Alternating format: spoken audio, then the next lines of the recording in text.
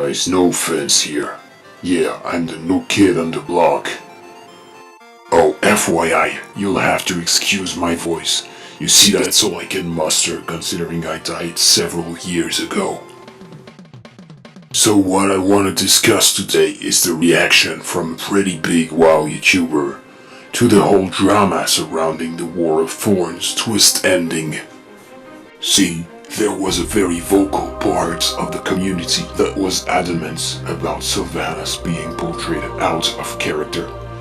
And let's not forget the whole moral grey meme. That being said, there is one channel that remained very uncritical of Blitz during the whole shitstorm, and that's what we'll be discussing today. Now, to be fair, we will only be focusing on the arguments presented by one half of that channel. And that half is called Taliesin. Wow! Tired of this. Anyway, before we get started, I just want to be clear on one thing. What we're trying to do here is not to bash the guy, but rather to take a closer look at the arguments he presented and see if they hold up to scrutiny. So one of the first claims that Taliesin makes is the following. So firstly, the morally grey question. Leaving aside the fact that Ian never said that Sylvanas herself was morally grey, just the world we inhabit on Azeroth. And he's not wrong, but he doesn't give much more context, whereas Ian said a lot of other things that day. There's a lot of harsh things that happen in war in general. You know, when groups are fighting for survival, at the end of the day, they resort to desperate measures when it comes to the choice between that and extinction. There's a lot of story to tell going forward. I don't want to, dig too far into this, but Sure. Both sides should be worried about this. I think, Azeroth is a world of gray. So as you can hear, Ian gives a lot of details about how he perceives the ethics of WoW. But Taliesin doesn't say much about that and instead decides to tell us what, according to him, morally grey doesn't mean. There seems to be some confusion among the player base over what the term even means. So here's what it doesn't mean. Grey does not mean justifiable. It doesn't mean balanced. Morally grey does not mean that every bad thing that someone does has a good reason.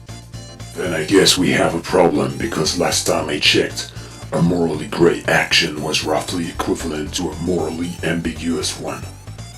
And here is a somewhat official definition of that term. Moral ambiguity. A lack of certainty about whether something is right or wrong.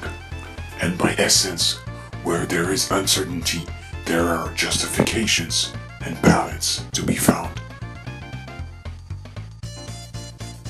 It doesn't mean that for every bad thing someone does on one side, the other side is also kind of to blame. If you are finding yourself upset because you don't understand someone's motives straight away, then guess what? You are upset because it is morally grey, not because it isn't. If the actions of your leaders make you feel uncomfortable and leave you looking around nervously to see if anyone else on your side feels as bad about it as you do, that's morally grey. If there was a really good reason for it, that would be morally fine. This is where it all falls apart for me. By that logic, the culling of Strahholm would be morally fine, as Taliesin says, because Arthas did have a good reason for his actions. You see, he wanted to avoid a full-blown epidemic of the plague. But no, it wasn't morally fine, hence Uther and Jaina defecting their prince. And that's what we actually call morally grey. But wait, there's more. And then there's the character question. If you think that Sylvanas is somehow acting out of character by destroying Teldrassil, then I'm not really sure you've been paying attention for the last 7 or 8 years, because she's literally done this before, when she invaded Gilneas and used the Blight on its population against the explicit orders of her war chief.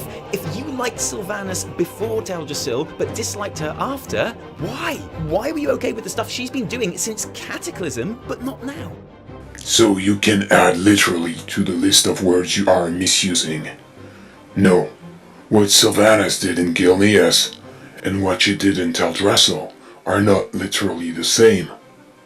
In the first situation, she was tasked by Garrosh to take Gilneas, and decided to use the Blight because it is much more efficient than traditional warfare and therefore would save forsaken lives.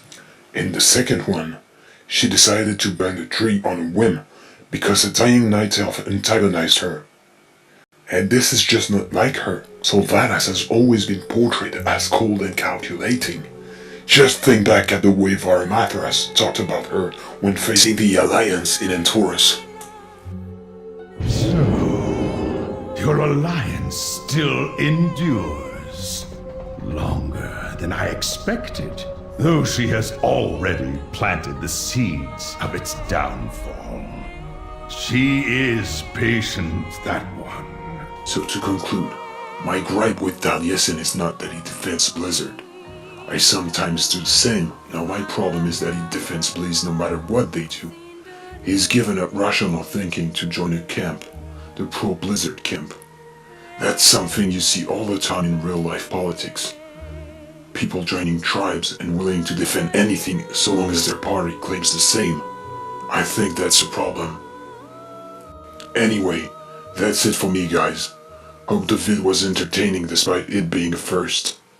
Oh, and I'm freshly out of salt, so feel free to rage in the comments. PEACE.